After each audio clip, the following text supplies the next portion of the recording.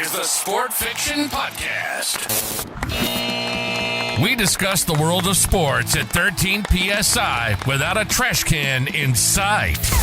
If our answers frighten you, then you should cease asking scary questions. Sport fiction is a made-up piece of literature where a sport has a specific impact on the plot or the main characters.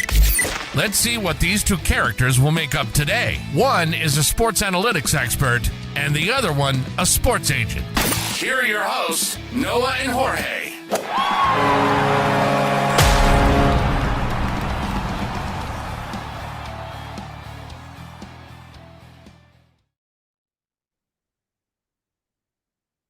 Good afternoon and welcome back to the Sport Fiction Podcast. My name is Jorge.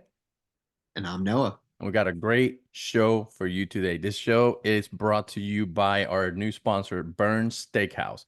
Burns Steakhouse, if you are looking for premium steaks at premium prices, you cannot go wrong with Burns Steakhouse. BurnsSteakhouse.com.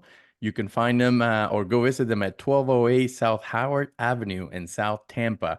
Man, I've been to Burns Steakhouse before. I think that I have some favorites and some things that are just like not going to draw me to come back. Well, have you been to Burns before?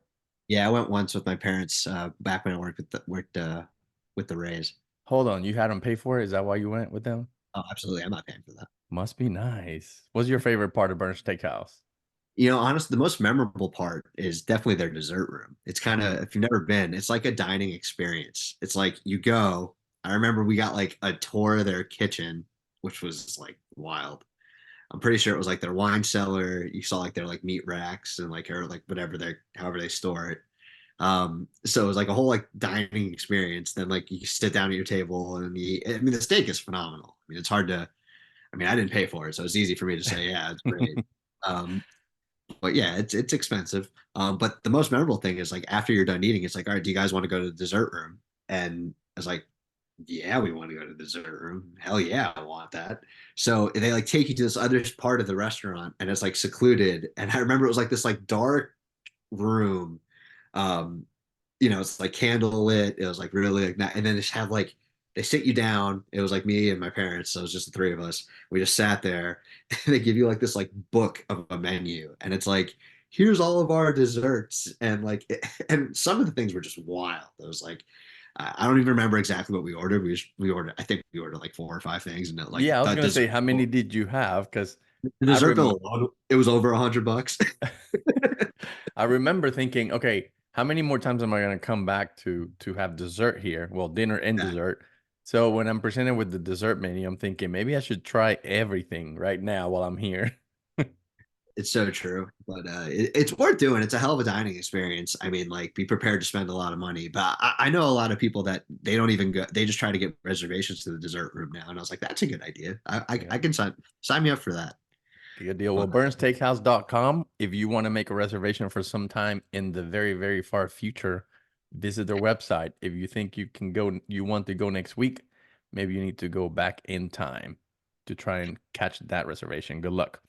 All right. Well, we got a lot to talk about, man. There's this is kind of what some people call the dead period in sports, and that's okay. But there's always something to look forward to. Number one, baseball. So football's over and done with. Yep. Baseball is up on us. I think that most teams are getting close to having their rosters figured out. And we're just one day away from the month where baseball starts, right? We're here. We're close. I mean, we're essentially in March now. So, yeah, it's when it gets real. And also we've got that quick little Korean series between the Dodgers and Padres. I think it's March 20th. Pretty sure that's when it is. Hopefully I'm not telling you the wrong thing. It's a little weird, a little wacky. So they're going to play 2 regular season games, go back, finish spring training, and then go continue on opening day like everyone else. Little weird. Glad I'm not involved with that, to be honest. But this year you sign Ohtani, go play in Korea. Yeah, we have a few overseas games this year, and that series is going to be part of the regular season, and then there's the London series, I think, or yeah, there's a London series. The Mets. I'm not sure exactly when that is, Let's look it But up. And yeah, I know that's happening because I keep getting ads from I think it's the Mets series the Mets 2004. Phillies. We should have done research before, so now We we should know. have, right? Mets Phillies, you're right. Yeah, I'm pretty So sure. Yeah. tickets are on sale, and I'm not going to that one. June 8th and 9th. There's something significant about that date for me. I don't even know what it is, but my wife will tell me right away as soon as I say, "Hey, what are we doing?" I think There we you go. might be headed to San Francisco that week. But so we have that London series. We also have a spring training series in the Dominican Republic. Well, Oh maybe yeah, it's not a that's right. series, but just spring training um, between the Rays and the, I think it's the Dominican teams They down might be in, playing against Wander. I'm just kidding. yeah, down in Santo Domingo, República Dominicana. But it's gonna be during spring break, unfortunately, next weekend. Not this weekend, but the next. And so I won't be able to go there. But that would have been a fun series to go to, you know, Yeah, that's cool. the Dominican Republic, I mean, produces a lot of great talent, and there's a lot of great talent that still hasn't come out of that country. They're still down there actively pursuing their dream, and it's fun to watch. Whenever we watch the Caribbean series, you can see a lot of players that are not necessarily in major league rosters. They were part of their team, and that was fun to watch. Not just the Dominican Republic, but Venezuela, even Mexico has some good talent that you can look forward to. So that's pretty cool. Oh yeah, there's talent everywhere, and more players get discovered every year. And who knows? I mean, knowing the Rays, they might play against some of these guys, and they might be super impressed by someone's arm slot or some spin rate or something that they like that they feel like they can maximize, and they might bring them back with them. I mean, who knows? They've done crazier things have happened. Yep. Um, so we'll see. Now that should be fun. It's exciting. I think that's good for the game of baseball too. I think, especially utilizing spring training time, where I think if you talk to any player, most of them will tell you, with the exception of some pitchers that need to get ramped up, that most players, especially position players, only need about 2 weeks of spring training, and then they feel like they're ready to get going. They're back and ready for the season to start. So it'd be cool for Major League Baseball to kind of mix things up. I know like they started like the top prospect games this year, which I'm going to try and get to at least one of those where top prospects from each team are playing against each other. That's pretty cool. My big complaint, and sorry, I'm not. This isn't part of my strikes or anything like that, but like one thing that I really want Major League Baseball to get better at is why aren't all these games at least like televised? If I pay for MLB TV, like why can't I watch every single one? I don't care if you don't even have an announcer. I really don't. Like but like I think it was today, like Paul Skeens was facing Jackson Holiday, and like the only video that we have of it, those are two of the best prospects in all of baseball going at it. Um, and the only video we have is like some amateur video, someone from behind home plate that got a recording of that. It's like, why? That's not good for the game. Like, promote that. You got to be promoting that. Like, this is the future of the sport. Paul Skeens is probably going to be one of the top 10 pitchers in baseball. Jackson Holiday might be a top 10 player in baseball. They both might be top 10 players in baseball. Like, that should be national. Like, everyone should have been talking about that. It should have been like Otani's first at bat, like everyone was talking about it. Um, that's my one complaint I have about spring training is like, I know there's cameras in every stadium. I know you don't want to necessarily pay for a full broadcast crew, and you don't have to. I don't think you have to, especially like just give me the feed. That's all I need. I just need to see video. Set up like a live stream. I mean, I don't know how difficult that is to do, but I remember somebody saying how spring training is hell, uh, and it's a It lot of sucks. work, right? It sucks. So you're gonna just dump it on somebody, say, "Hey, you're responsible for this live stream," and set it up, make sure it's working and all that. And Well, then I was gonna. I didn't mean to cut you off, but like every stadium has in-house like IP cameras that are like directly implanted into each stadium. So like they all have broadcast view, they all have behind home plate, they all have side views. So really, the only thing you need to do is just have someone. I mean, I did this when I was with the Reds. Like I literally operated those IP cameras during live Dayton Dragons games. Like that was part of my job.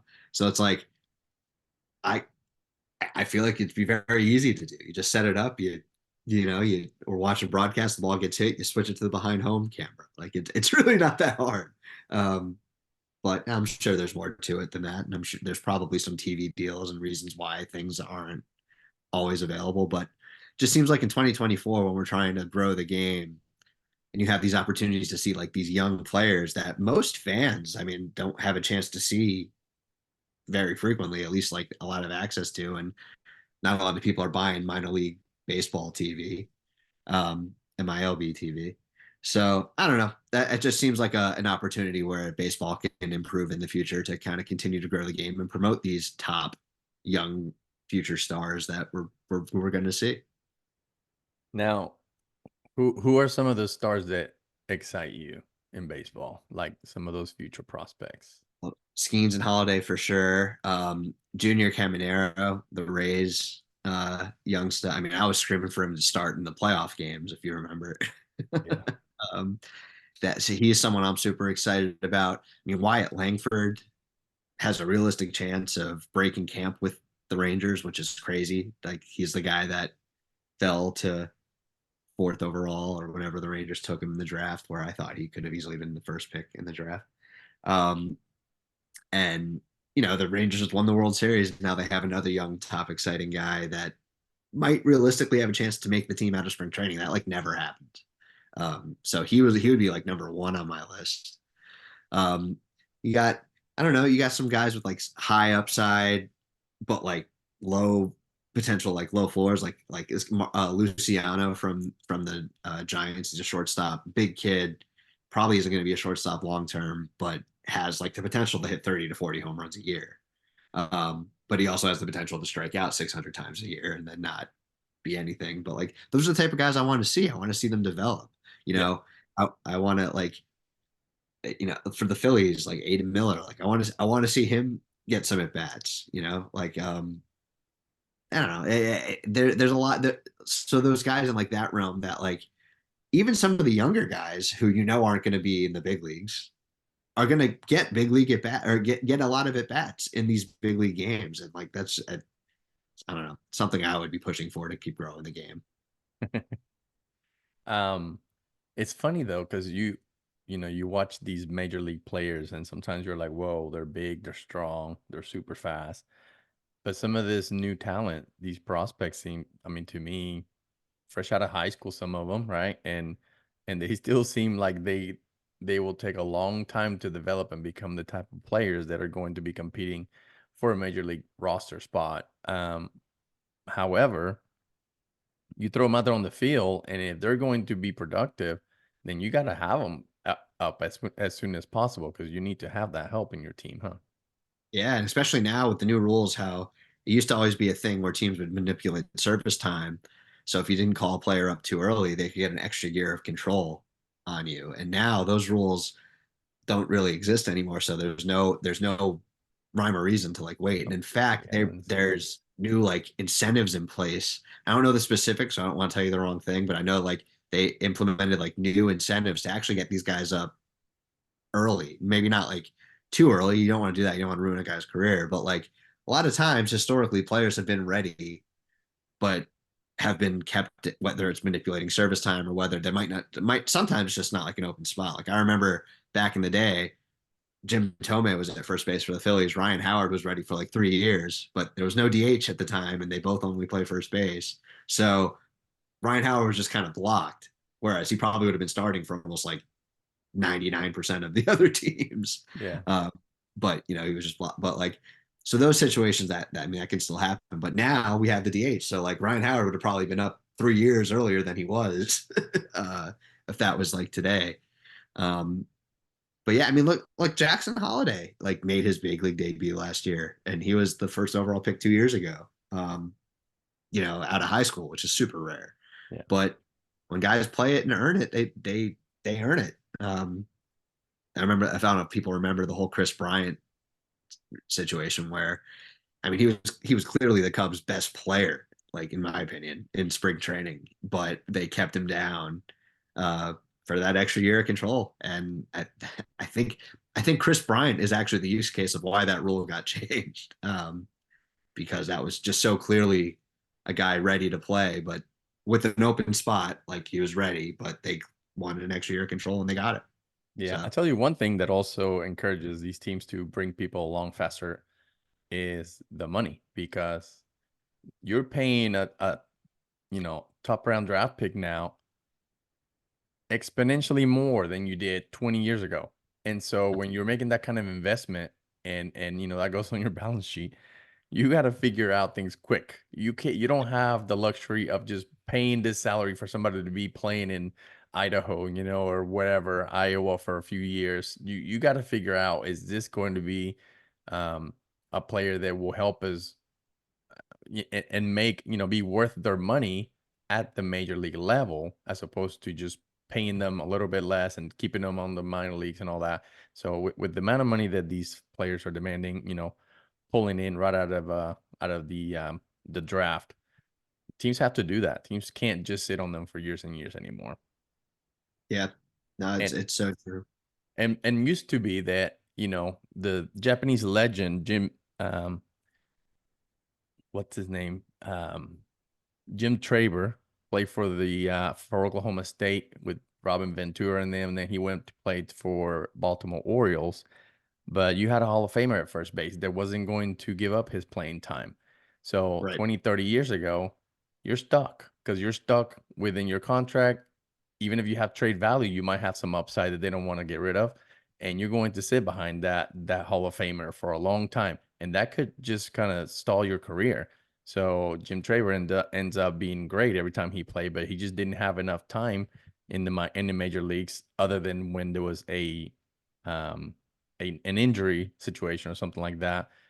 Otherwise, he's decided, I'm gonna go play in Japan, and he was great in Japan.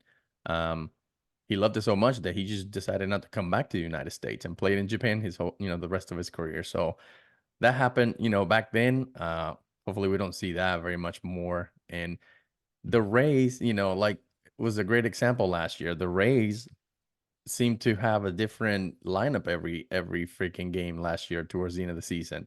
Part of it was for injuries reasons, right? But the other part is, hey, we want to give these guys a chance and show them and give them experience and all that, and bring them along a lot faster than we're used to. And they think that's going to benefit them, and it has benefited them for the past 10 years. They've been consistent and consistently using young talent that comes through their farm, as opposed to just waiting to pay the big names, at the end of every year and having huge salaries. So No, it's interesting. The Rays are in a scenario right now where they have too many young hitters, which I mean, there's no such thing as too many young hitters, but like they really do have a surplus in that. I mean, there's so many guys that play the same position. I mean, that's why there was a lot of rumors that maybe Isaac Paredes would get traded because I think long term Caminero is going to move to third base. That's probably his best position. But right now, that's why they brought in Caballero probably to play short because Taylor Walls has like that offseason injury that he's gonna take some time to recover from. But I don't know, man. Like if like my opinion is Caminero will never be more equipped to play shortstop because he's only going to get bigger and less athletic the older he gets. And what I mean yeah, by that, he start filling out. Um, so, but yeah, I mean, between the Rays specifically, between our Aranda, Curtis Mead, Caminero, Paredes, obviously, Yandy and Brandon Lau are still there. Um, it's it's not a bad thing for sure, but like there's going to be guys that are just not going to make the team, not because they don't necessarily deserve it, just because there's not a spot for them. But what's weird about the Rays is normally it's their pitchers that they have the surplus in, and they really don't have that this year. So I'm still not convinced that I still think we might see a trade. I think that you might see a position player for a pitcher here.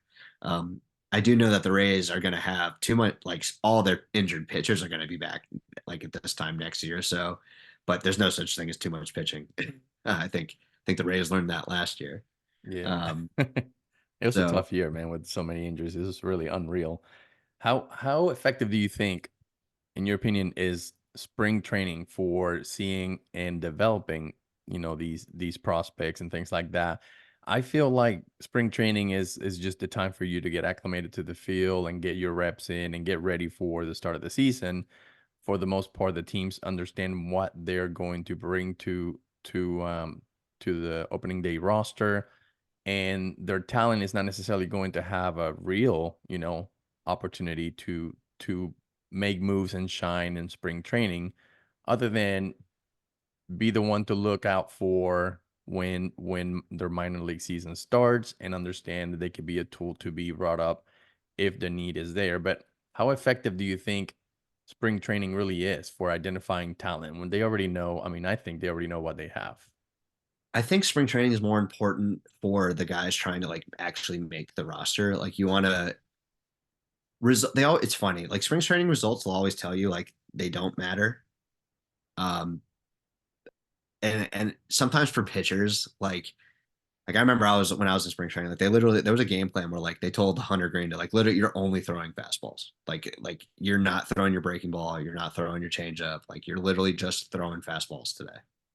Um and then he gives up a 2-run home run on his 20th consecutive fastball that he threw.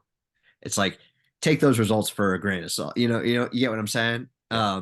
So I think the pitching results are a little bit less important. We also don't know like what guys are working on. Like sometimes like we had a guy in Alejo Lopez, and he was literally giving a mandate like you hit the ball the opposite field every time you're up this at bat. Like that's what I want you to focus on. Like if you get an inside pitch and you turn on it, great. But like I want you to focus on going opposite field up the middle. Right. So I think yeah, results are always great, sure. Like who doesn't want to see your players play well and win games?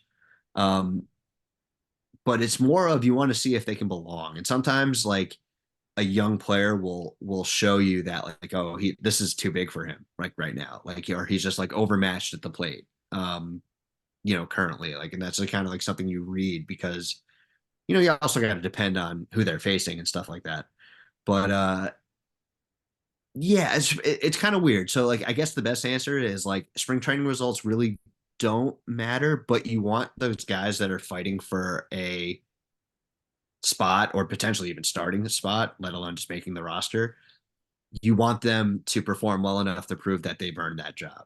So the roster bubble guys, it make results matter. The guys that you're like part of your long-term plans, you drafted early that you want to just see kind of like take the next step in development. That's what spring training is for. You want to see them hopefully, okay, maybe like last year they were completely overmatched. This year they can get to that fastball at 102 miles per hour on the outside corner. They can lay off the curveball in the dirt that they had a lot of trouble laying off the high spin rate curveballs, breaking balls. Does that make sense? Yeah. Do they get enough reps in spring training though? I know with the split squad and things like that, maybe, but Yeah, I mean, there's also the minor league portion of it. So there's some guys that will get at bats in the minor, like go into the minor league portions of it too. So like you don't have enough of you can't make like that call just on spring training alone. But you can kind of be like, there's been guys who put on like monster spring trainings, and all of a sudden it's like, okay, we're gonna like he's not gonna make the team, but like this guy just moved up in our internal rankings of like, okay, we got to keep an eye on this. And then if he has like a really good first month of the season, we got to keep this guy on our radar. You know what I'm saying? yeah. But like most of the time, you don't want to deviate too much from a developmental plan. But if a guy is just like Wyatt Langford is a good example. I think he's got like one hit so far this spring training. He's striking out at like a 50% rate. Like if he doesn't make improvements to that over the next 2 weeks, he's not going to make the team. Now, that doesn't mean he's not going to ever play for the Rangers. That just means he's not going to win that job out of spring training. And also, too, with young guys, you got to remember, unless they're completely out of options, you don't have a choice and you have to put them on their major league roster. You don't want a young guy to come up and not play every day. So, like, you got to be 100% certain. I mean, as close to 100% certain as possible that, like, okay, we can call this guy up. He's ready for an everyday role. He's going to get his reps, and he's not going to completely be overwhelmed or ruin his development by doing that. And spring training can help guide you in that direction. I can't tell you the full story. And we've seen it before. I mean, guys can get super hot for 1 month and then be useless the whole rest of the season, or Yeah. the other way around, get off to a terrible start and then go on a tear. So, um, ultimately you just want to be like, you want to see signs of positivity. You want to see more good than bad from players. Yeah. But like I said, sometimes we don't even know what specifically they're working on. So it's hard don't take every spring training result too seriously. But if a guy's doing well, that's always a good thing. You saw last week, I think it was the A's. They were working on double plays, weren't they? It was Oh man yeah. on, I think man on Oh, yeah. third or something. There was nobody at first and ground ball, 2 outs or 1 out.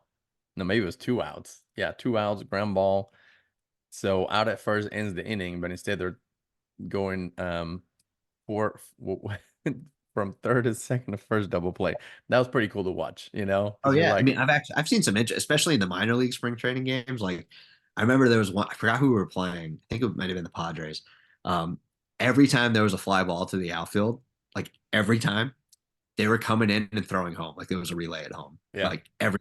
It was kind of interesting. I was like, first I was like, what are they doing? But it's a decent way to simulate game reps for the most part, I guess, at least at game speed without, I mean, sometimes there's no runner, but um, it's repetition. You want your young guys that's what they were focusing on with their outfielders that day. We wanted yeah. to, you know, go through the cut, don't, we're working on our outfield long throws.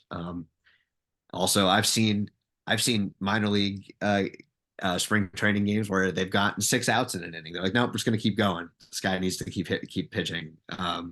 Or sometimes they'll like the best line you'll ever hear in spring training. Roll it, roll it is just like the music to everyone's ears because that means the inning's over. Whatever it is, whatever we're doing, roll it, end it, go. So, um, that's kind of like a running joke. Like those are music to everyone's ears when you're in spring training. Roll it. They should have done that last week when the Dodgers played their first game. First inning, eight runs against the Braves. They should have rolled it after 3. So Yep. I don't know. I don't think you bring 3 pitchers in one inning. I think once you have to take that pitcher out, then roll it, go to the next inning, and I agree. I mean, you guys have to get used to coming in the middle of innings. Like I get that, but like in yeah, spring training, if you're going on your third pitcher in one inning, like it's not benefiting anybody, right. Now, including uh, the fan. we'll switch gears. So now let's take into account the effectiveness of and the purpose of spring training. How does that translate to NFL? Because you have these players that play, their college career. Most of them stop. They don't even play in their bowl game. Sometimes it doesn't mean anything. And then you may have private workouts. Then you have the NFL Combine. Hmm. What good is the combine for teams? I mean, they're going to see how they compare to other players in similar positions and things like that. But other than that, what's the purpose of the combine? So it's funny. I had this conversation with his name's Matt Manicherian. He runs pretty much everything football at Sports Info Solutions. He's a longtime scout. I love talking football with Matt. And we both call the combine the underwear Olympics. Um, he's he's actually there right now. I mean, it's a very good opportunity for like business development and like business growth and demoing products and all this dirt because like it's kind of the only time that in the draft where all teams are in one spot at one time. But obviously during the draft they're a little bit more busy than at the actual combine. Um, so so the underwear Olympics that I like to call it. To me, it doesn't mean much. I mean, and what I mean, it's good to gauge the real athleticism of some of these players, and some like Trent Richardson's a great example of a guy, not Trent Richardson, Anthony Richardson. I always do that.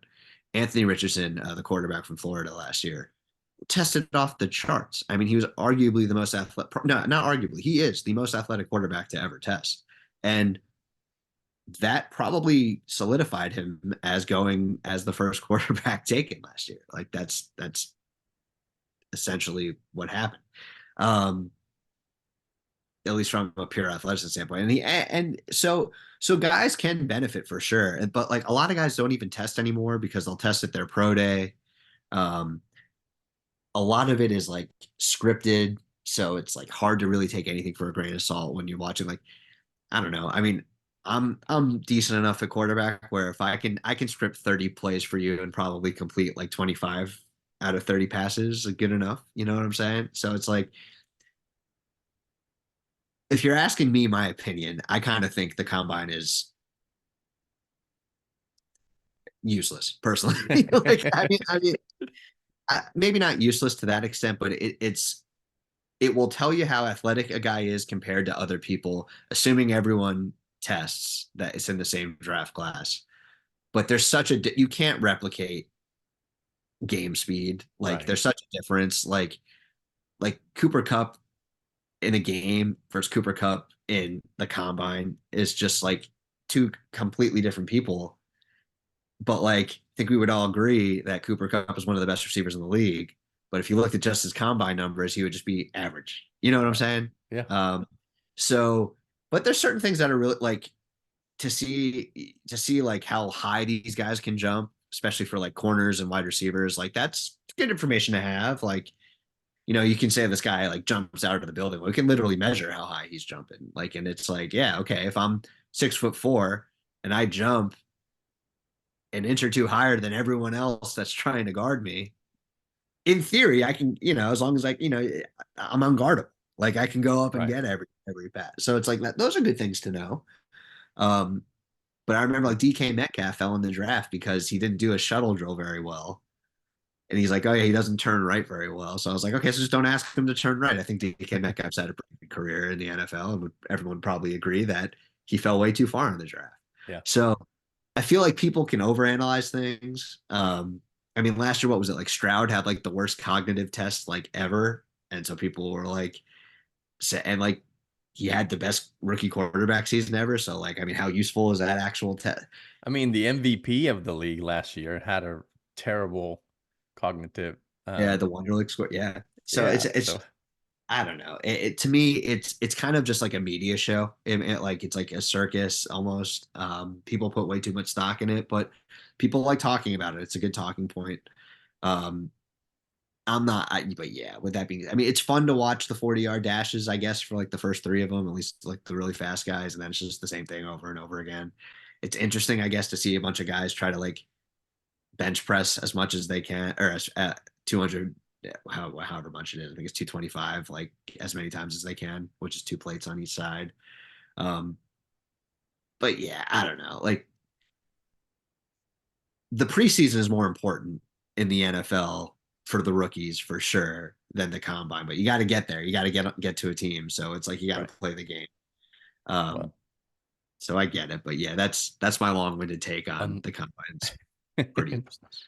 that's funny. Well, that brings us to our strikes. I'm gonna go with my number one strike right now. Rolling right with that, Caleb Williams. So first of all, where do you think he's gonna end up? Do you He's gonna think be first. Chicago takes a chance and dumps Fields, or what do you think? I think he will be the first pick in the draft. Who's gonna I trade up? I think it'll be Chicago. I think they're Oh, going to. so who's taking Fields? I think the Steelers or the Falcons are going to get him. What? Don't say that to me. You wouldn't want Justin Fields? No, we already have one project. We don't need another project. He's literally 14 times the quarterback that Kenny Pickett is. You would be better. I mean, I Well, get it. He's still a question to an extent, but I think if you're going to take Kenny Pickett out this year, you need a for sure thing. You can't bring another hopeful into that situation in would you rather Pittsburgh. Russell Wilson? I would rather Russell Wilson. I think he's a good, what do they call them? Game managers. Listen, his skill has diminished. I get it, and he has some things that he can't do some things he did 10 years ago. But I think that experience with the caliber and culture that we have in Pittsburgh, I think that his experience would do very well in Pittsburgh. I don't think he needs to win the games. I just need a quarterback that's not going to lose him. You know what I mean? Yeah, no, that's fair. I I need a mean, Nick Foles. What I need. yeah, it sounds like you need Nick Foles, and then you get to the playoffs, you got a game. Someone's going to go win you the game. So But Caleb recently said that he's a grown man. He doesn't need an agent. As an agent, I'm going to tell you that's the first time that I respected whatever came out of Caleb Williams' mouth. um, listen, I in the league, not just the NFL, but every major sports league, there's a lot of advisors, experts, agents, you call it. There's a lot of Sure. people out there that want to guide the decisions of these players because the players make a lot of money. They can make a lot of money and create opportunities for a lot of other people who want to help them. And agents are they're no stranger to doing what's best for the agent oftentimes and not necessarily what's best for the player. I just saw an interview where Derek Jeter was talking about his first contract. He became a free agent after the World Series, and he told his agent, "Hey, I'm going to sign with the Yankees again. I'm not going anywhere else. Any other teams call you, let them know. We are not going anywhere." Then he talked to the team and said, "Hey, just negotiate in good faith. I'm not going anywhere. Let's figure it out." And it just became a big deal anyway. Even though the player was clear on what his intentions were, the team decided we're going to take this public. We're going to figure a way to leverage the situation, knowing that he's not going anywhere. Then you have the agent trying to figure out how do we maximize this for the benefit of my contract, my commission, and all that. When all they had to do is just come to a fair agreement and be done with it. I think that happens a lot, and I think Caleb Williams not wanting to use an agent, I can respect it. Now, he has to be careful, but I think he still has some good, minds around him, business minds that will help guide him in some of these decisions. And let's be honest, I mean, he's one of the most financially successful quarterbacks in freaking history, right? He already So, doesn't have to work a day in his life if he doesn't want to. yeah, so you could tell that he's made some good decisions when it comes to money and things like that. So why not let him do that? I think um Lamar Jackson did the same thing. He went in without an agent initially, and I don't know if you nowadays do it in good faith. I think that can help a community and the team get behind you to an extent if things go well. And as long as teams negotiate fairly, knowing the situation that they could potentially try to take advantage of someone who may not have the direction and resources to understand what's happening fully, Right. or leverage their opportunity, leverage their strengths and all that to their benefit. So if everybody acts fair, I think it can work. Yeah, I don't disagree. I think especially for someone like him who's in like I'm gonna be, if not the first overall pick, definitely in the top three. Um, it's not like a total need for an agent in terms of like, I mean, you kind of know around the range of how much you're going to get paid and like what you can realistically ask for and what teams can realistically do. Right. So this is a very one-off scenario. Not everyone's going to be at first overall or top Right. guaranteed top three pick, but like I kind of respect the fact I wouldn't want to give what do we just get 5 to 10% depending on who it is. Like, you don't really need that yet. Yeah. Where he might need an agent and where I might advise him to, if not get an agent, at least get some sort of advisor, manager, whatever you want to call it, Right. hire you. Somebody like Uh, me. yeah, yeah, Caleb, hire this guy right here, and then I get 1%. I'm just kidding. Um, the second contract is where I would really. I mean, Lamar did it without one, but if you remember, there was a lot of growing pains there. It took a long time to get done, and there was a lot of time where people didn't even think it was actually going to get done. I'm not saying it's impossible. I'm not saying it can't happen. Who knows what the 5 years from now, what the quarterback market's going to look like? It's probably going to be insanity. Um, but yeah, I kind of like the approach, but maybe you see, that the first contract, I like it. First contract, you don't need an agent. It's only going to muddy things um, for him.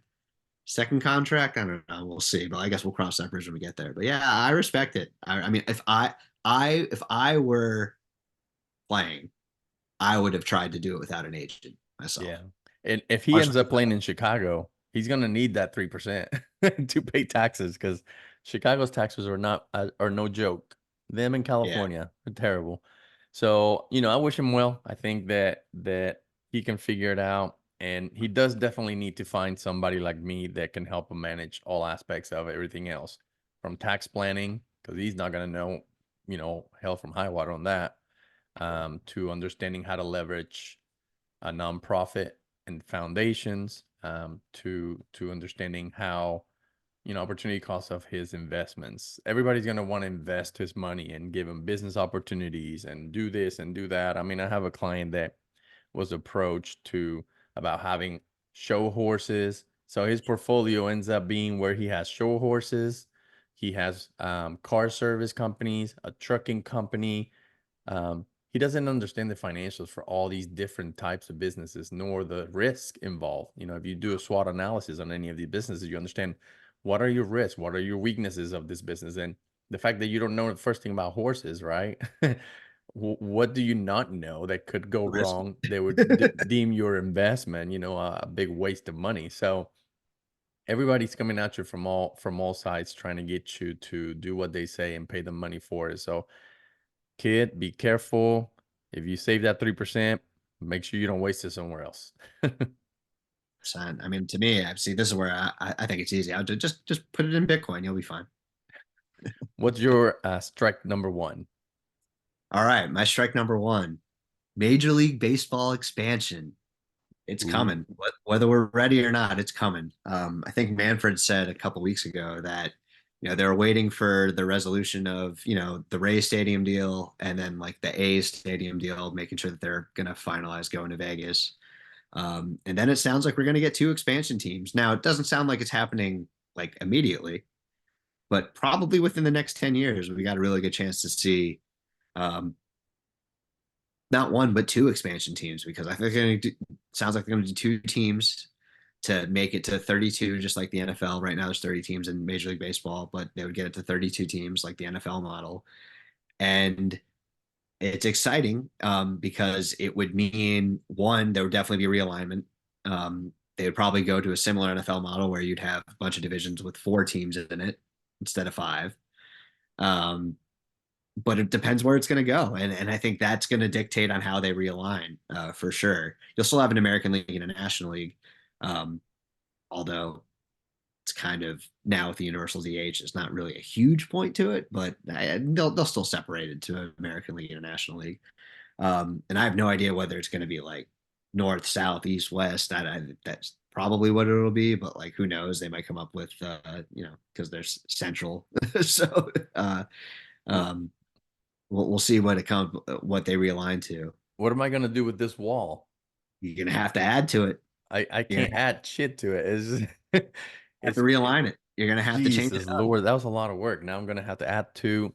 Now, okay, so 25 years, what was it, 26 years ago, there was an expansion.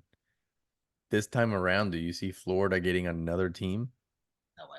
Okay. No, I think there's going to be a Vegas team. Whether it's probably going to be Oakland, it's probably going to be the A's. I know there's some final humps there. I still think that's the most likely scenario, but there 100% will be a team in Vegas. And then that's where it gets interesting. I mean, I know there's a lot of momentum for a team in Nashville. There's a lot of momentum there. Um, Probably, in my opinion, the most likely place that we would see an expansion. There's something called the Portland Baseball Group or the Portland, I forget what it is, but Portland, Oregon. They already have the funding for it. It's pretty wild. I forgot what it's called. I gotta double. I'm gonna look it up when I'm done talking here, and I'll follow up. Um, but yeah, they've got a ton of investors and like they're serious players. Montreal's been trying to get a team ever since the Expos left. Um, some people can make a case, been there, done that already, but um, the Rays almost moved to Montreal half the time. So I mean, Yeah. Montreal is active. How do you feel And about a team, a city like Montreal getting a team again? I don't like it personally. Okay. I mean, I, I get it. They had a good fan base and apparently there was like some crazy shady shit that went on. That's why they lost the franchise. I don't know enough details there and just from the little inside info that I know. But I feel like, Nashville makes more sense. Like a team like I think Nashville will be super successful. But there's so many opportunities. Like the Carolinas don't have a team. Like I know like that's a little bit weird, but it works in hockey and football. So Yeah. you think it would work for baseball. Um, the Durham Bulls are like the most famous minor league team. So um, there's stuff there. But nah, I feel like in Montreal, you had your chance, you had your team, and you know what happened. It is what it is. I mean, yeah, I would be against going back to Montreal. I wouldn't go to now if the other places pass or the best financial opportunity ends up being Montreal, then that's a different story. But I think personally, if I were a betting man, I think Nashville and Portland are going to be the two. Yeah, It also makes we talk about expansion now, but this plan has been in the works in some of these cities for a long time. When you weird. talk about Portland having a group and all that, yeah, I remember Oklahoma City Thunder, Oklahoma City wanting an NBA team. They wanted it so bad that when Katrina hit New Orleans, they say, "Hey, come over here, New Orleans, and play in our arena." They already had an arena ready, even before the NBA decided to talk about expansion. Years before, they already had an arena. They, unfortunately, Katrina hit, but they saw the opportunity and were in position to take advantage of it.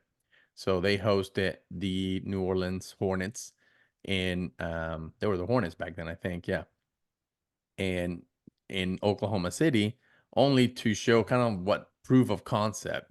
After New Orleans went back home, they're like, "Hey, we got an arena, we got the support, we got the money, we got everything that we need to take care of an expansion team." And sure enough, here comes Seattle losing the team, and Oklahoma City is ready for the ripening, right, for the taking there. So, um, do you think that weather plays a factor? I mean, right now we have so many stadiums that are like dual, you have your retractable roofs and all that, where weather is really not a big deal. Some people were surprised about Minnesota having an outdoor stadium still, and that hasn't had a terribly bad, big impact yet. The weather hasn't over there, like some Right. people thought that it might. Yeah, it's a little cold right now, but they haven't had to have as many weather, issues as people expected. I mean, it's worse in Florida. Like if you don't have a roof here, forget it. You're going to really have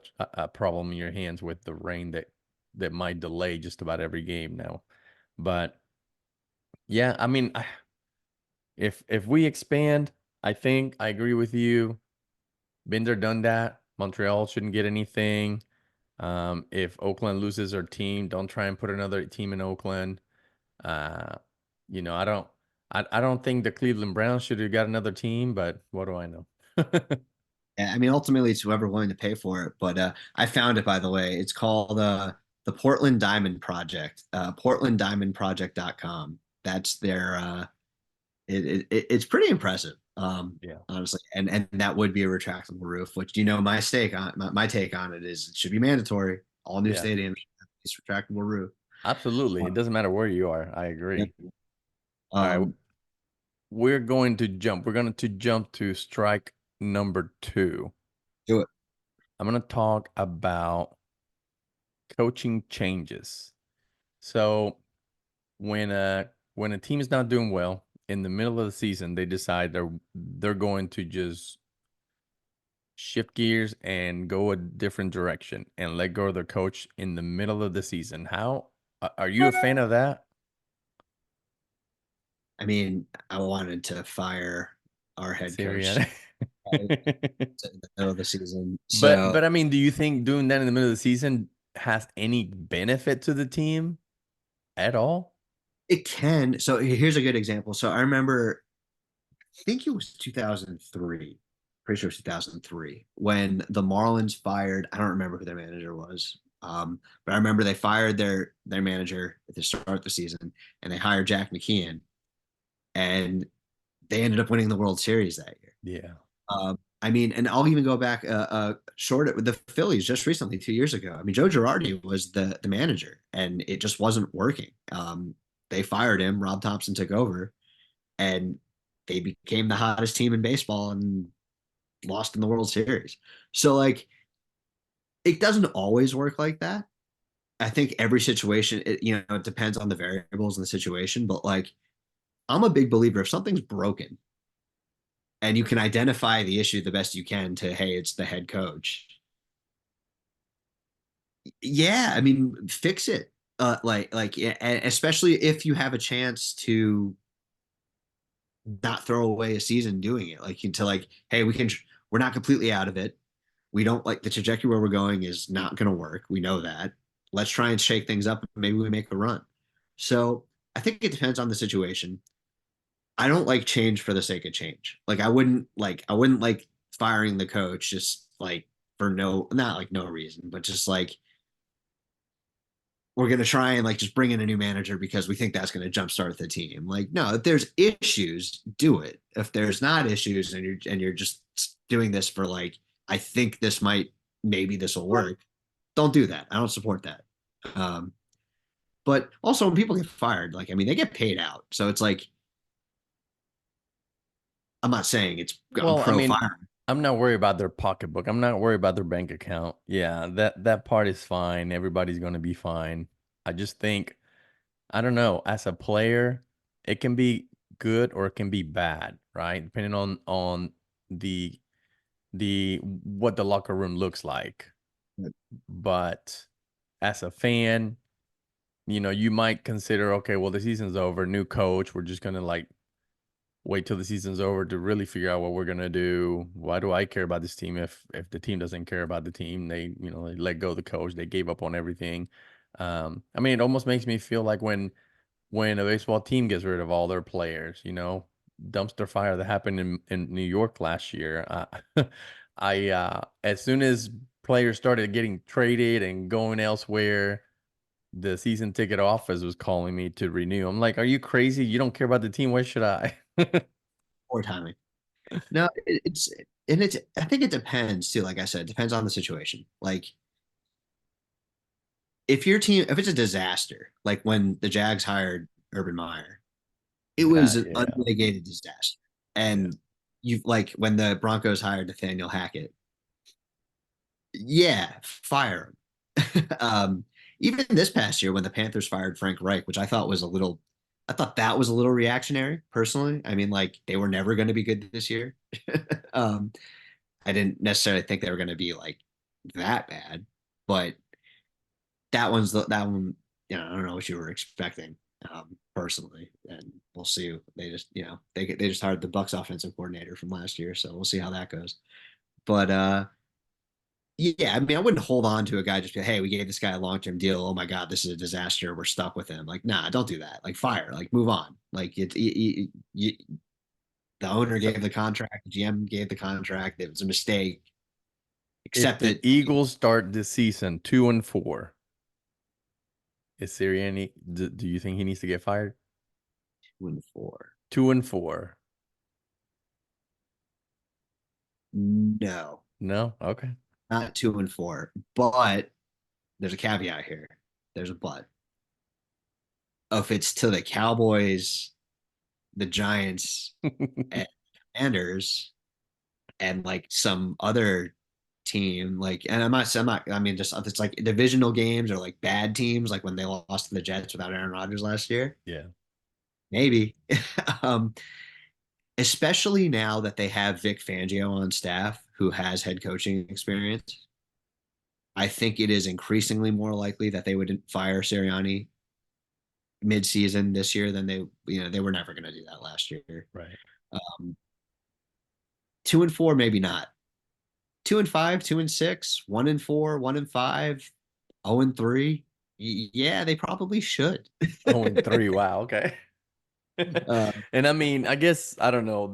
They're not going to start the season against their own division every game, so they'll probably hit one divisional game within the first 6 games. So they're probably going to have one hard game and one cupcake. I don't know, unless the Eagles can sell some tickets. So maybe the NFL is going to put some good matchups in the the Remember, beginning of the year. they're So, opening Brazil this year, so oh, for real?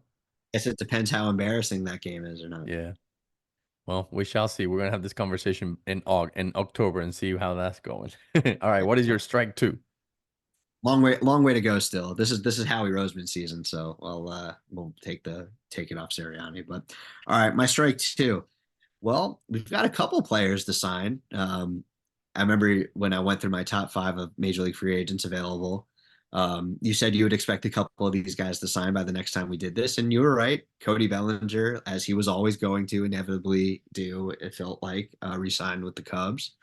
But it's March. Well, right now, I'll say March 1st. It's the last day. It's February 29th right now as we're recording. Blake Snell's still available. Montgomery's still available, and Matt Chapman's still available. Trevor Bauer's still available, but I don't think he's going to sign anywhere. Yeah. So there's still a lot of guys available. But we did get some, like I said, Bellinger signed. A couple of signings I wanted to talk about a little bit. The Whit Merrifield signing for the Phillies, I love. I mean, that's like a perfect fit. Utility guy who can play literally almost anywhere on the field, adds speed, adds versatility. And honestly, if Johan Rojas doesn't take the next step and offensively with the bat this year, I think there's a really good shot Whit Merrifield's turns into the everyday center fielder. So love that signing for 1 year. I'm a big one thing you'll learn about me is like I don't think there is any downside to a 1 year deal in any scenario. I don't care if I'm paying a guy $50 million for 1 year. There's no downside to it. I mean, it's the owner's checkbook, not mine. So like it's you get it sign a guy for 1 year, $8 million. That's going to be valuable. But the huge value signing I wanted to talk about, the Rays coming out of nowhere, adding to their surplus of guys that they don't really need to, but signing Ahmed Rosario to 1 year, $1.5 million deal. I mean, that's basically the league minimum. Like, they're like, I don't think you can sign veterans for less than that unless they sign a minor league. And Ahmed Rosario, I mean, a couple of years ago was one of the top prospects in baseball for the Mets. Definitely is not a very good shortstop, which is why people were a little surprised when it was like the Rays signed a bad defensive shortstop. That's weird. I don't think he's signed to play shortstop for the Rays. I really don't. I think he'll play there if he actually has to. But I think they signed him to be the platoon bat with Brandon Lau at second base because he's a decent enough second baseman. Yeah. Just wasn't good at short. And the one thing Ahmed Rosario can do universally is hit left-handed pitching. And I'm just shocked that the market, I mean, that just shows you, I guess, where some of the market is and why a lot of these players are unsigned. I can't believe he couldn't get more than $1.5 million. Like no one wanted to give him $2 million. Right.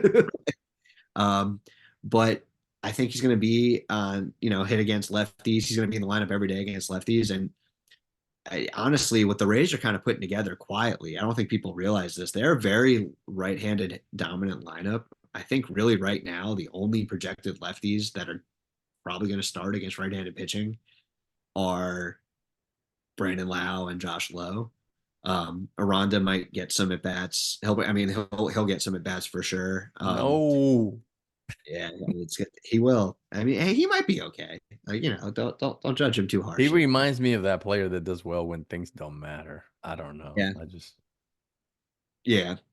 No, I feel that. But what I'm getting at is their lineup against lefties. They might be one of the best teams against left-handed pitching this year because Yandy Diaz crushes left-handed pitching. Paredes crushes left-handed pitching. Harold Ramirez, who I'm not 100% sure will still be on the team come opening day, but I think he will be. He crushes left-handed pitching. Siri is very good against left-handed pitching. They just signed Ahmed Rosario. Curtis Mead's splits are pretty good against left-handed pitching. He might start in the minor leagues. So what I'm getting at is like all these guys that they're shaping up to be a force against left-handed pitching. And like historically against the Rays, that was kind of like their weakness almost. They had a lot of good left-handed bats. But lefties gave them problems. This year, the Rays are going to be dangerous against left-handed pitching. I think more than people realize because they were really good last year, and they're going to be probably better this year. So that's exciting. And also, by the way, Caminero will be up eventually if he doesn't start this season, which I hope he does, but he probably won't because he's not going to play short. But I mean, they're going to mash. Why not another shortstop? Let's just go in the season with 5 shortstops. Why not?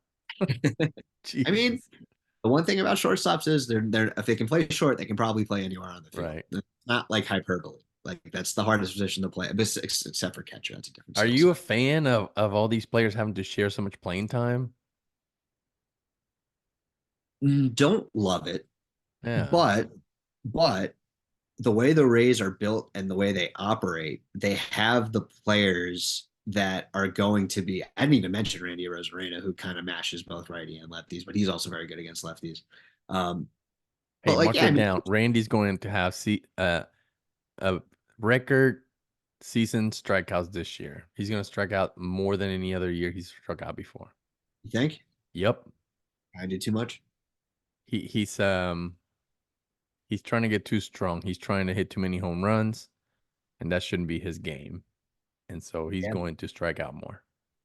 it'll be interesting. It'll also probably be his last year in a Rays uniform, but we'll get to that later. Uh, but yeah, no, I mean, sometimes like I don't I think last year I told you like I wish they would have kept Josh Lowe in the lineup more against lefties because it's like I get it. Like, some matchups are tough. Some matchups are near impossible lefty on lefty, no matter who it is and how good you are. Um, but you got to give guys opportunities. And I think a lot of teams will bail on giving guys opportunities and kind of turn them into platoon players quickly because they're trying to win now, one. Um, and two, it's just, I mean, the numbers dictate that it's just a better opportunity. Like Ahmed Rosario's got a better chance hitting lefties than Brandon Lau. I mean, that's just like we have the data to back that up. Like we Yeah. have years of data. Well, we had the data. You have the data for him. Now, one thing that I have trouble with, Harold, he got 400 bats last year because he wasn't hitting against left-handers too much. But the Right. sample size, you're telling me, oh, he hits 320 against right-handers and 250 against left-handers. Well, the sample size for left-handers was very small. That doesn't count. You can't tell me on 20 at bats, 30 at bats that he's hitting 250. That's not good enough. Give him more bats. I Yeah. think Harold needs to get 600 at bats, and he's going to be effective. He's going to hit for average. He's he's coming clutch anytime he's up there. I mean, like you can count on him. He's not the guy that's going to go up and strike out 60% of the time when there's people in scoring position. So I think that he needs to get more at bats, and they're going to get a lot out of him if that happens.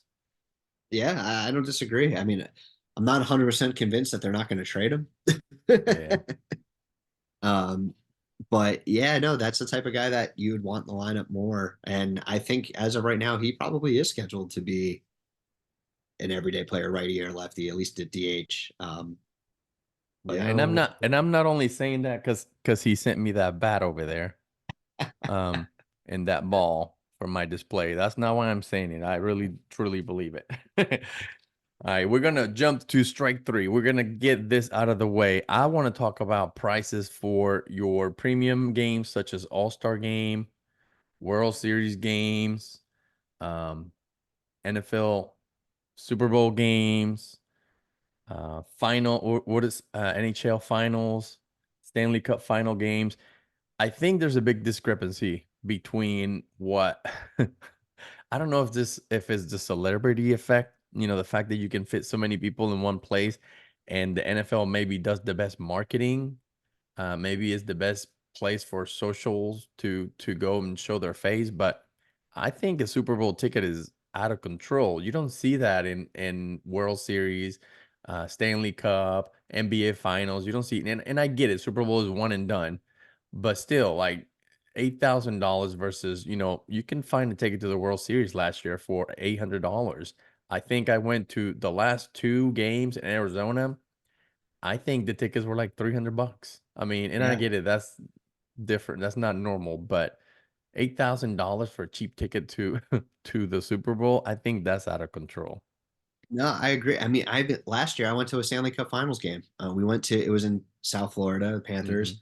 I remember the tickets were like $250. I was like, what? Like, and that was a secondary market. I didn't even, I didn't get the pre-sale or anything like that, but that was a secondary market Yeah. for $250. Now, we did pay $100 for parking, which is like borderline criminal. I was very upset about that. But like, yeah, no, it's weird. And to me, I think I said this before. I think going to hockey games is the coolest event to go to live. And I got to go to a Stanley Cup final for like what it would cost me to go to like a week 8 Eagles game. It didn't make sense to me. Um, but I mean, granted, we didn't have good seats at all. Like we were almost as high up as you could go. But like But you I were wanted to there. go. I just wanted to go. Yeah, you were there. But even if I wanted really good seats, it would have been like maybe like $500, but still like you want good seats for the Super Bowl, you're paying like 20 grand. Yeah, I think that's ridiculous. Even All-Star game, I just got my strip for the All-Star game, baseball All-Star game this year. And the last All-Star game I went to was in Kansas City, and the ticket is double the price now. Now, it's still, I guess, the NFL doesn't have a really good All-Star game. It's just a joke, and the NBA All-Star game is cool, I guess, to be in, but it's a joke of a game. It's not really any fun. Um, I still think that the All-Star game for MLB is a little pricey in the secondary market. Considering that the Rangers are the world champs, it might make that ticket more expensive this year than other years.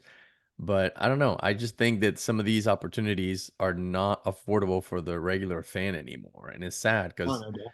that's what, if you're as a kid are able to go to an all-star game and you see all the best players playing, as opposed to just a regular season game, I think that really impacts your love of the game. And now only the rich people can do these things anymore.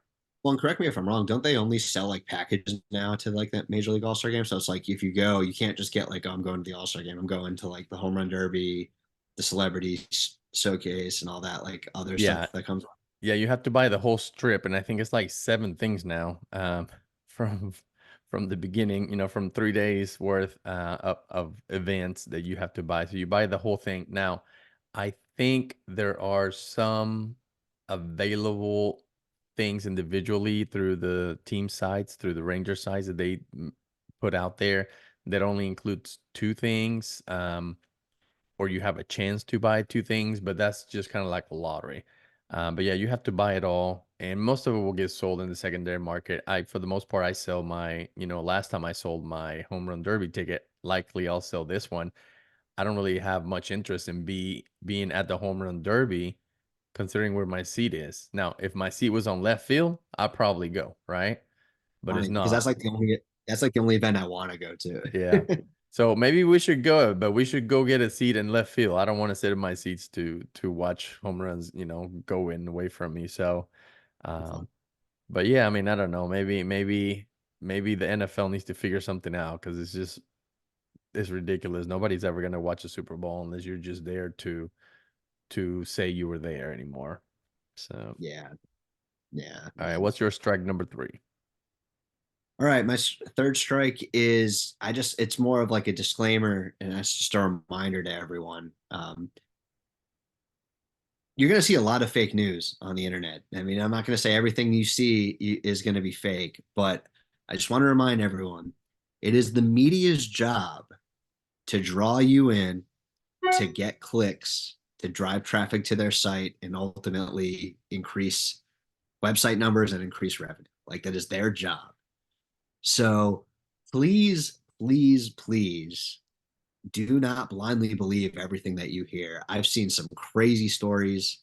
Philly sports media is the absolute worst. Like, if I could declare war on anything in the United States, I would declare war on WIP 94.1 in Philadelphia because they are literally trying to destroy the team from the I don't know what they have against AJ Brown, but like they're trying to get AJ Brown off the team, and I can't understand it. But like, and I'm not even just talking about that situation. It's just I see it all the time because I follow pretty much only Philadelphia Eagles stuff on Twitter. Um, but this goes for anything. There was like a whole headline the other day, like what you said about like Cam Newton getting jumped. Cam Newton didn't really get jumped. He kind of got into a shoving match and was holding his own against three people. He didn't get hurt at all. And by the way, if you're going to try and jump a football player, Cam Newton is not the guy you pick. I'm just throwing that out there. But yeah, I don't know. I've seen so many people like, oh, did you see this? Oh, did you see this? Oh, did you see that? And it's just like, please make sure you don't blindly believe things. And that's why I'm a big fan of Twitter or X, whatever the hell we're calling it these days. Because I just choose the people who I want to follow. And like, if I see it from a verified account, like if I see it from Jeff Passan for baseball, I know it's probably legit. Like if I see it from, you know, I don't know, Ian Rappaport or, Adam Schefter for football, it's probably legit. What about the NFL memes account? I follow those too, but like, don't, those are for fun. And like, and I post sarcastic shit all the time. Like, so I'm like, I'm not saying, yeah, I'm just saying be careful, please. Like I've seen a lot of people fall for like the false stuff, and then like they get way too enthralled in like players like unfollowing people on social media where half the time it's like not even them controlling their account. Like, so that it's just more of a public service announcement to please be careful and remind just always remember that it's the media's job to get you to talking about things. Yeah. And they don't care if they're, if it's absurd or not. Like, so yeah, I just wanted to make that. I've seen a lot of it recently. It's only going to get worse, especially this time of year. So just be careful out there. That makes sense. I mean, I don't know. I think that there have been situations where we thought, oh, this is just maybe fake news, but some people try to jump the gun, right? And Mhm. happen to be right. I mean, I do always believe what the Simpsons say. That's for damn sure. Yeah, They The never Simpsons put out said that's fake news. probably true if The Simpsons did it. Yeah, I mean that's it. It's a different animal out there. Like you said, they're trying to make money. So the business is to get you in there, and ethically, they can bend some rules or cross some lines they feel, and it's okay in their eyes. And the bottom line will say, hey, we did it for the money, and they'll be transparent about that part. It's like we're not trying to say that we are not bending, or fluffing what we're saying, but we're trying to make money here, and to our investors and all that. That's ultimately what we're trying to accomplish. So there's no shame in their game, according to them. But yeah, I agree. We need to be Well, and careful because I see a lot of times they'll misquote players too. And I'll give you a perfect example. I was like, yeah, it's like you'll see one part of a quote and you can take that out of context and you can completely spin it. Like, and yeah, it's like, I remember it was like everyone like kind of just knows that like Philly sports fans suck or something like that. And like, that's the headline. Oh, AJ Brown says everyone knows Philly sports fans suck. But the whole quote was, but in my experience, they're just super passionate and they just care more than any other fan base. And that's, and sometimes they, whatever the whole quote was. But you yeah, get what I'm saying? Where it's like, he didn't say that Philly sports fans sucks. He did mention that people have that, but that wasn't his quote. It was like, yeah, but I don't. But like, oh, now half the media is pissed off at AJ Brown because I'm not going to go read the article. I'm not going to take the time to see it. I right. just see that. It's like, and that shit pisses me off so much. And like, actually, the Flyers coach John Tortorella, I love him. He's like my favorite hockey coach ever. He won't even talk to a reporter now because he like skewed the whole Cutter Cutter quitter Kevin Hayes leaked the story type thing, and he literally to this day will be like, "Oh no, nope, still not talking to you." I love that, but it just goes to show you how the media can really do. They can spin any way they want. Yeah. Does Um, it make you mad when it happens in other areas of our life or just sports? yeah. Oh Yeah. yeah. I mean, again, I'm not trying to get political at all, but I think 90% of the news that you hear is bullshit. Yeah. Because That's that so like I mean, follow the money, right? I agree That's what with I you, man. follow the money. I don't want to get too political. I don't want to say anything, but if you do enough research, it's not a conspiracy theorist when the people who tell you what's healthy for you and what's not healthy for you are the same people that are growing our food and also uh, building our pharmaceuticals. Yep. Awesome. There's a lot of Netflix specials on that stuff. So that's all right. We're gonna go to our section for top five. And I know that you have a really cool one there going to hopefully be listened to by our women listeners. What is your top five about today? Women listeners, what do you mean? I was talking to what top five do we have? I was going to do my top five favorite baseball movies. Yeah, that's exactly what I'm talking about. Sorry. So whenever your wife or significant other is trying to pick a movie to watch, listen, these are one of the top five that maybe we want to watch. Okay. Yeah, it's so true. But so me and my buddies always historically around this time of year would get together and start watching baseball movies to, it's almost opening day. We got to get in the mood. So this was really hard. This took me a lot longer than I thought it would. There's a lot of movies that didn't make it. And like I'll give two honorable mentions that didn't make it in my top five of movies that I watch almost every year. Field of Dreams, solid movie, really good. Little overrated, but mostly really good, worth watching. And Summer Catch, I think is like one of the funniest baseball movies ever made. I've never seen that. Oh, it's so good. It's about these guys go to the Cape Cod League, and it's about the summer of the Cape Cod League. One of the guys trying to get drafted. Um, it's worth watching. You should add it to your list. It's not a cinematic masterpiece by any means, but it is hilarious. And I can tell you, look, I never played the Cape Cod League, but I played in some tournaments that were kind of similar-ish, and it's a lot of that stuff happens. So it's worth watching. Hmm. So all right, here's my top five. This is tough. This is tough. Um, five. It's a movie called Everybody Wants Some. Such a good movie. It's about a college baseball team in the 70s, these incoming freshmen coming in to play baseball. It's actually done by the same guy who did Dazed and Confused. I don't know if anyone's ever seen that movie. So it's like a typical college lifestyle. It's the best depiction of what it was like to play baseball in college that I've ever seen. And this was back in the 70s. Well, the movie came out like I think like maybe like almost 10 years ago now. But yeah, it's super funny. Totally watch it. You just gotta watch. I can't recommend it anymore. If you like fun college style movies, watch that movie. All right. Okay, number four, Major League. Just Major League. You can keep Major League 1 and 2. It's the same thing. I even like Major League 3. That's a hot take, but but Major League, literally every year before opening day, me and two of my buddies used to watch Major League 1 and 2 back to back, like for like probably, I'm not even kidding, like 8 years in a row. Like, so that's like kind of like my ritual. Major League, Charlie Sheen. I mean, just such a classic. Love that movie. Number three, A League of Their Own. Now, this might be the best baseball movie ever made. Wow. It's about when the men went off to war and they started the women's only baseball league. And I mean, not to sound like weird, but this is like the total premise of a movie that I would like never have a lot of interest in, just speaking honestly, like if I just like read the title. But it is done so well. It is not like a chick flick by any means, like by why it's like, oh, you think that, right? It is so well done. It is so funny. It's such a good story. The baseball is actually really, really good. One thing that drives me crazy when I watch baseball movies is how bad the acting is, where it's just like, you're not playing the major leagues. Like you can't even hit a little league pitcher with that swing, or a high school pitcher with that swing.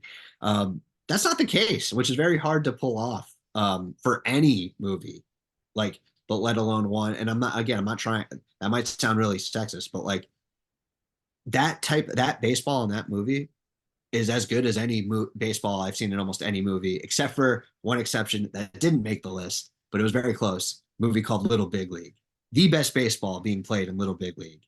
And that was one of my favorite movies growing up as a kid. Brandon Haney, shout out Brandon Haney. I know that's his like favorite baseball movie, one of them anyway. And he's going to be upset that I don't have it in my top five. It's an honorable mention. The best quote unquote kids movie that I got on here. Totally worth it. This young kid, he's the owner. His grandfather was the owner of the Twins. He died and he left the team to him. And it's like my dream scenario. Like I wish my grandfather owned the Twins. But yeah, totally awesome. So I got a little off topic there, but I wanted to shout out that movie. Okay, number two. This is close. 1 and 2 are very close for me. But number two, Moneyball. Gotta watch Moneyball. Yep. Have you ever seen it? Yeah, absolutely. Good. Moneyball is so good. I mean, anything Aaron Sorkin does, I'm gonna watch. Anything that David Fincher does, I'm gonna watch. So that movie was such a really good and honestly, it's because of the success of quote unquote Moneyball is why my job even exists now. It was the forefront of analytics, and I would suggest anyone who wants to develop a slightly better understanding of sports analytics at all to watch Moneyball. Now it's not gonna break everything down for you. Yeah, it doesn't But go into those detail, but no, exactly. But you can kind of understand what they're trying to accomplish. And Brad Pitt as Billy Bean is just so perfect. Like I met Billy Bean, and like they had details down to him having like a stain on his shirt. Like it's just it's so good. Um, love Moneyball. I think it's one of the best pure baseball movies ever be made, top to bottom. Um, star-studded cast, totally worth watching. Um, but my number one, and I still couldn't. I was trying to get a movie over this for a while, but I still can't do it. I think it's Bull Durham. I think Bull Durham is still the best baseball movie I've ever seen. It is hilarious. I mean, maybe I'm a little bit personal because Rays, Bull Durham, the Durham Bulls. Um, some of the most iconic baseball scenes ever created in there. Some of the funniest thing, but like the opening line of the movie is I belong to the Church of Baseball. And like that literally was like the definition of like my life for I'm 32 now. Like so like for the 30 years of my life essentially. That's what it was like.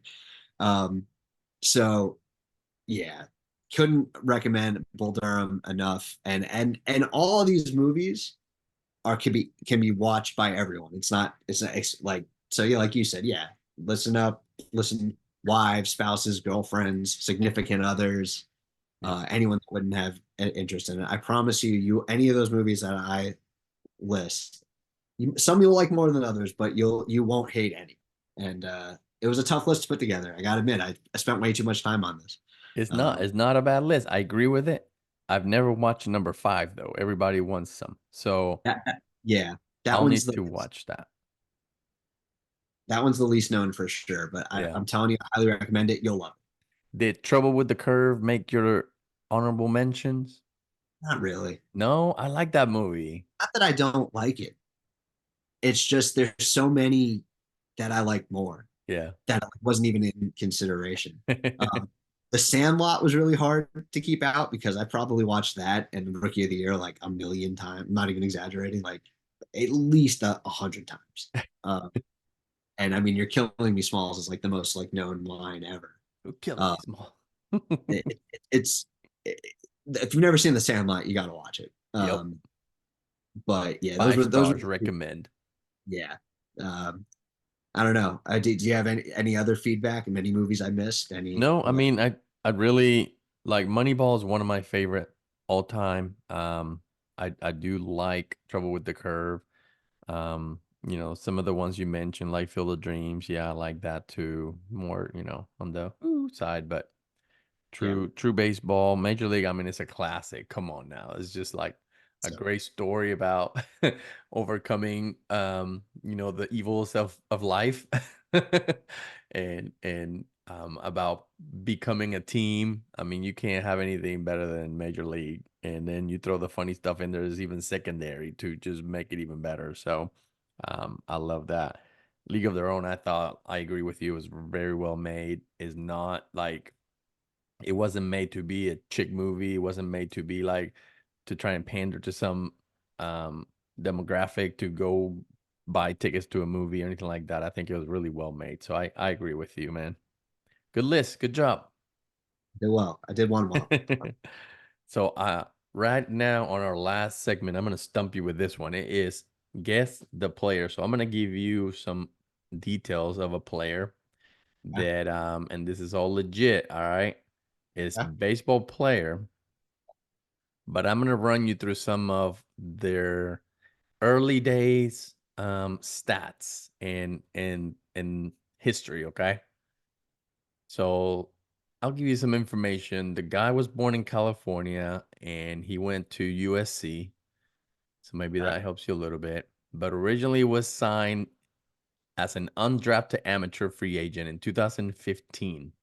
Okay. So Okay. he was signed by Oakland, the Oakland A's. And in 2015 alone, he had a very, very active, I should say, spring training career. So I'll just run you through some of the transactions. He was signed March 12th of Okay. 2015. Holy crap. I Okay. won't tell you some of the other dates. You don't have an idea yet, right? No, I have no Okay. idea. All right. Oakland drafted him, and then he was traded pretty much right away to the Seattle Mariners. Okay. I'm not going to tell you who he was traded for. But then he was released. This is all still 2015. Okay. And then he joined the LA Angels. Let me see here. Oh, unknown transaction. Okay, there's no more details so far. Any idea? So we went from Oakland to Seattle to the Angels.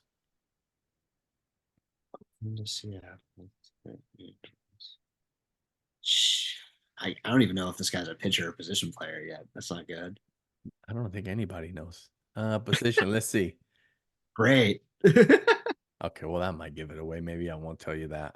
Don't give me the position. This one might give it away. He was next traded to the Chicago Cubs for a washing machine. For a washing machine. For a washing machine. Okay, I gotta figure this out because that sounds familiar, but no name is coming to mind here. Is this All like right, a well-known player? maybe this will help you. The next trade, he went to the Diamondbacks. He was traded for a churro dog. Wait a minute. Okay, hold on. I remember that. Is he? This is a position player, right? Well, depending on what team you're talking about. Really? So, because I'll give you a couple. For Oakland, he was a shortstop. But by the time he was in Arizona, he was a left fielder.